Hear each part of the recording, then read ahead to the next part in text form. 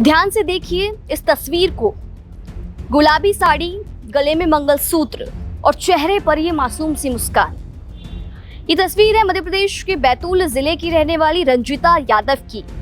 37 साल की रंजीता ने 10 साल पहले इसी मुस्कुराते चेहरे के साथ एक बड़े साहूकार और कपड़ा कारोबारी के घर में बहू बनकर कदम रखा था।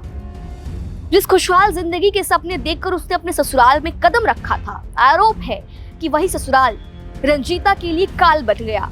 रंजीता की अचानक से मौत हो गई और उसकी लाश घर के बाथरूम में लटकी मिली। इन सभी के बाद मायके से रोती बिलखती पहुंची उसकी बड़ी बहन ने।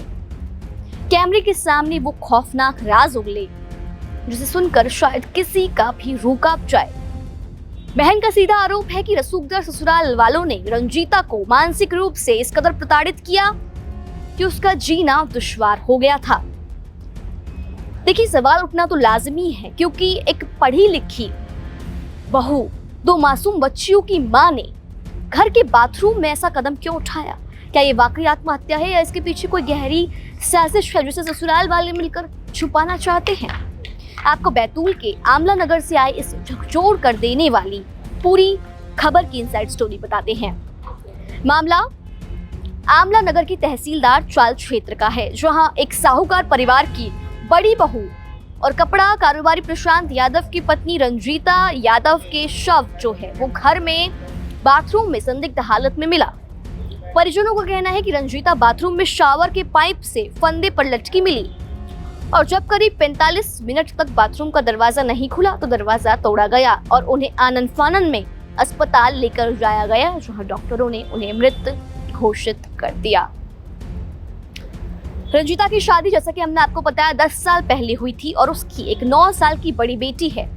अभी सिर्फ 2 साल पहले रंजीता ने अपनी दूसरी बेटी को जन्म दिया है। अपने दोनों बच्चों को वो बड़ा IAS ऑफिसर बनते हुए देखना चाहती थी। रंजीता की मौत की खबर मिलते ही उसका जो मायका पक्ष वो अस्पताल पहुंचा तो बड़ी बहन विजेता यादव ने ससुराल वालों पर बेहद गंभीर और सनसनीखेज आरोप जो हैं वो लगाए हैं। बहन विजेता ने मीडिया से बात करते हुए बताया कि उसकी बहन सपने देखती थी, बड़े सपने देखती थी। रंजीता एक MCOM शिक्षित युवती थी और शादी से पहले नौकरी भी करती थी। वो अपनी बड़ी बेटी को खिलाड़ी बनते हुए देखना चाहती थी और जो अभी उसकी बेटी हुई थी उस बेटी को IAS अधिकारी बनना देखना चाहती थी।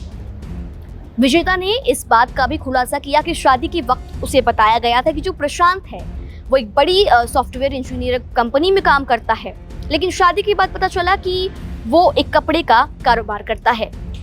बहन का सीधा आरोप है कि रंजीता के जो ससुर है सुरेंद्र यादव, सास पुष्पा यादव और देवरानी मुस्कान यादव, तीनों लगातार मिलकर रंजीता को मानसिक तौर से प्रताड़ित करते थे। विजेता की माने तो साल 2022 में छोटे भाई की शादी हुई थी मुस्कान नाम की युवती से, जिसके बाद रंजीता का जो जीवन है वो नर्क बना दिया गया, क्योंकि मुस्कान जो है यानी देवरानी रंजीता की वो एक रसूखदार और प्रभावशाली परिवार से आती है।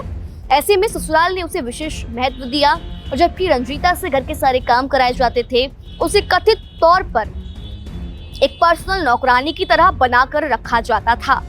सामाजिक समारोह में भी उसे ताने और गालियां दी जाती थी। ऐसा आरोप जो है वो मायके पक्ष का लगाया गया है। वहीं आपको बता दें, इन तमाम आरोपों पर रंजीता के ससुर सुरेंद्र यादव का बयान सामने आया है। ससुर ने कहा है कि जो ये तमाम आरोप है, उन्होंने इन तमाम आरोपों को सिरे से खारिज करते हुए कहा कि रंजीता पिछले 10 सालों से डिप्रेशन का शिकार थी और उसका समय समय पर इलाज भी चल रहा था।